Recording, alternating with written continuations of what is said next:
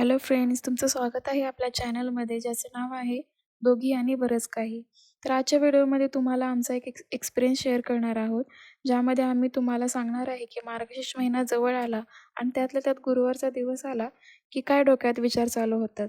तर तुम्हालाही असाच विचार येत असतील तर आम्हाला नक्कीच कमेंट करून सांगा. सबस्क्राईब केलं नसेल तर तेही करून घ्या. तर मग चालू करूया की सर्वात आधी आपण घर साफ करून घ्यायचं आहे.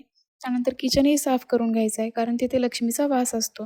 त्यानंतर आपल्याला तुळशीची पूजा करायची आहे. तुळशीला पाणी घालून तिची पूजा करून घ्यायचं आहे.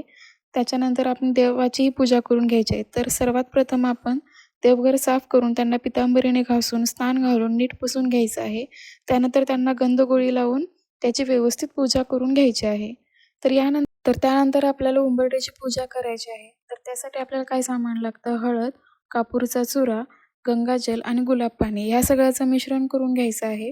आणि ते आपण उंबरठा स्वच्छ करून त्यावरती आपल्याला ह्याचं लेपन करून घ्यायचं आहे.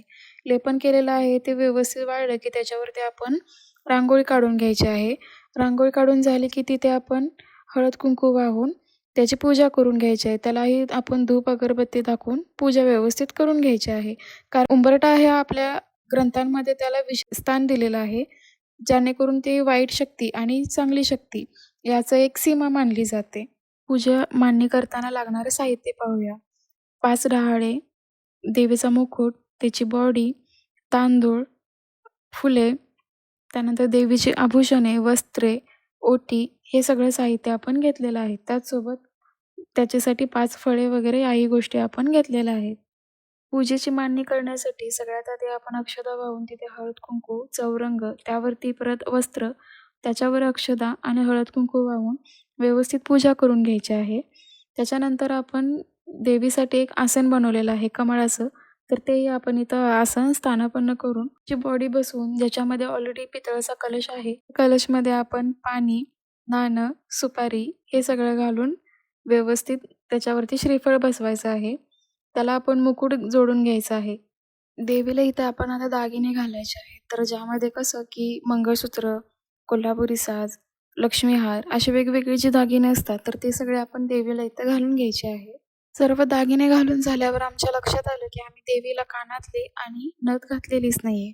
तर त्यासाठी आम्हाला मुकुट काढावा लागला. कानातले घालून घेतले आणि जी नथ घालायची होती तर तिथं ते होल लहान असल्यामुळे आम्ही 3Mचा टेप लावला आणि त्यावरती व्यवस्थितपणे नथ आहे ती चिटकवून घेतली.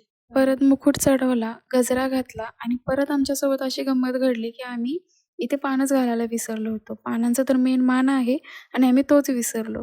तर मुकुट परत काढला, पाने वगैरे जे आहे ते व्यवस्थितपणे लावून घेतली आणि मग व्यवस्थित जो मुकुट आहे ते परत सेट केला, चढवला आणि त्याच्यानंतर एका साईडला आम्ही इथं आता कलश ठेवला. त्याची पूजा करून त्याच्यामध्ये आम्ही जे 5 डहाळे आहेत, तर तेही तिथं घालून घेतली.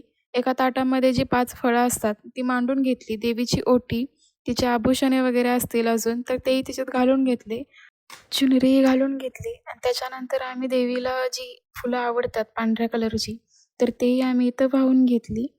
फुलांची रांगोळी काढून घेतली आणि आपल्याकडे जो मेन मान असतो, की आपली जी रांगोळी याची कलरची वगैरे, तर तेही आम्ही इथं काढून घेतली ट्रॅडिशनल पद्धतीने.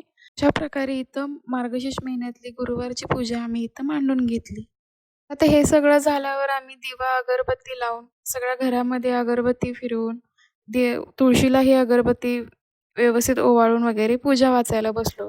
तर पूजा वाचताना इथं आमची टोटोची काहीतरी गंमत चालूच होती. अशा प्रकारे सगळी पूजा करताना आम्हाला असे वेगवेगळे काही एक्सपिरियन्स आले, तर ते सगळे इथं आम्ही शेअर केलेलं आहे.